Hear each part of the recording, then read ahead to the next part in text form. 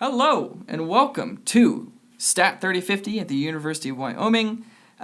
We're indoors, we're online, and we're having an okay time, I think. So last video I talked a bit about log transforming x, log transforming our predictor. But in this video I want to talk about log transforming y and how we can interpret that.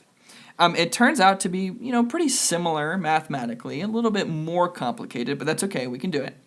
And just know that, again, this is not, I don't expect this of you on your homeworks or your midterm or final, but I do think that it's very important that you understand how this works out mathematically, so you can be prepared for a sort of more complex or more difficult classes in statistics.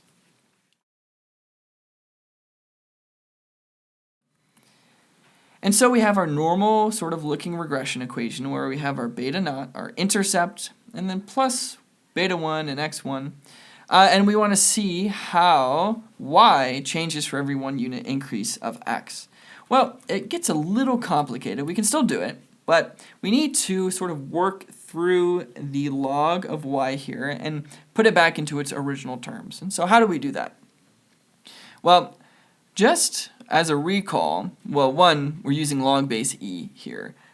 So in R, it's always log base e. There's ways you can get around doing that, but for now, we'll just work with the default. No big deal.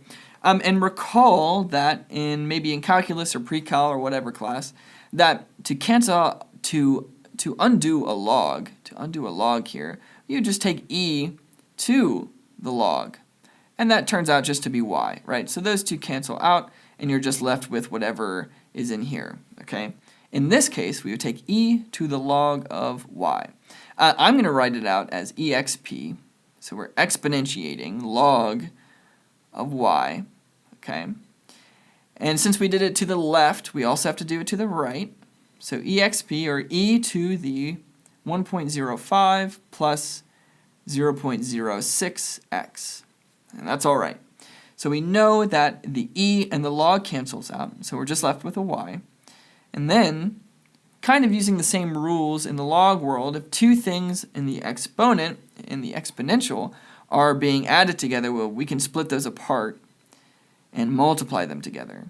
So we say e to the 1.05 times e to the 0.06x, okay?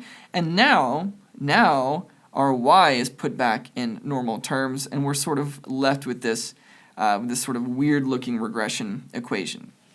This is our new regression equation. So that's okay. That's all right. And so what I want to do here is I want to say, well, what happens when we say there's a 1 unit increase in x? This 1 unit increase of x. And how does that change y? Well, I'll show you.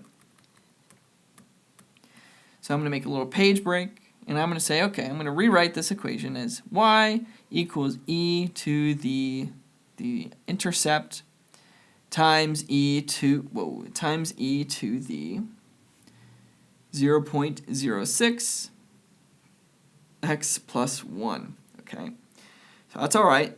This is good. And so we can just take this, and what we want to do first is we want to multiply these over, right?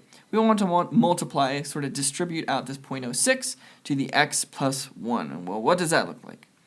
Well, pretty simply, it looks like this. It's e to the 1.05 times e to the 0.06 x plus 0.06. Okay, so that's all right. And then if you recall what we did earlier, if two things are being multiplied in the exponent, we can break those apart. Or sorry, not multiplied, being added together. If they're being added together in the exponent, well, we can break that apart and actually multiply them together. So then we are left with e to the 1.05 times e to the 0.06x times e to the 0.06.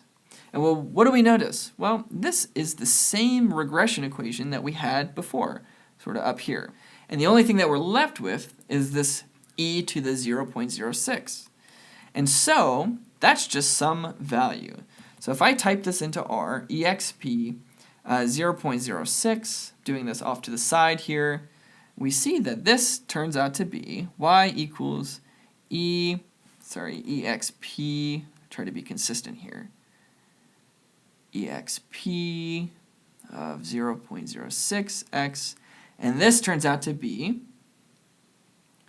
times 1.06.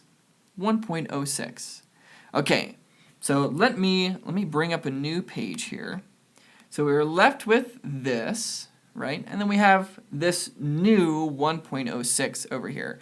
And what this is saying, since we're sort of in this exponentiated world, instead of saying that this increases by 1.06, really it's saying, since it's being multiplied here, it's being multiplied, this is really a 6% increase. This is a 6% increase in y. 6% increase in y. Right? So anytime it's being multiplied like that, we can just get rid of the 1. We can say it's 1 minus this new value, which in this case is 1.06. That equals, well, just 0.06, right? So you'll notice something kind of interesting about this, is that this is our beta 1. This is our beta 1 coefficient. And so, sort of the new rule that we have here, we don't have to go out and do this every time. And so, since this is our beta coefficient, what we can say is for every unit increase in x, as x increases, trying to write in English here. So as x increases, y changes by, and then I'm going to get kind of funky here, y changes by 1 minus, and since we're working with log base e in R, right, in R, we would just say 1 minus the exponentiation of beta 1 times 100, right? So for every increase in x, y changes by 1 minus e to the beta 1 times 100. And then that puts it in sort of a percentage change, right? So a percentage change.